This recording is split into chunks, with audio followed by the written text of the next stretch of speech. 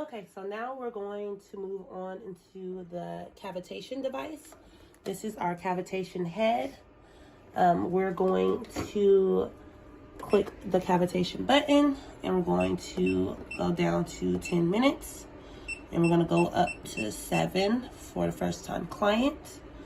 And for this one, you want to be sure that you have enough ultrasound gel because without it, it will not work. So you want to be sure that you have enough on there. And again, you want to work in small sections. You don't want to work in too big of a section at a time. If a client has a heart stent or any type of metal inside of their body, you want to be sure that you're not doing this procedure on them because it would disrupt the treatment. So now that we already have our settings on our device and we have our ultrasound gel on our client, we can go ahead and push play. When we're working with this device, we're going to work in small sections. So you want to start on one side. If you're doing 10 minutes, I would suggest to do 5 minutes on one side, going slowly back and forth.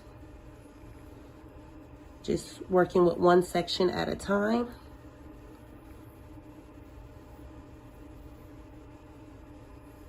The client will hear a ringing sound in their ear, so I always like to inform the client before I start this procedure so it doesn't alarm them that they will hear a ringing sound in their ear.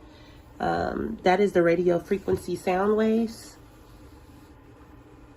So I'm working with this section first, and I will do this for about 5 minutes on this side.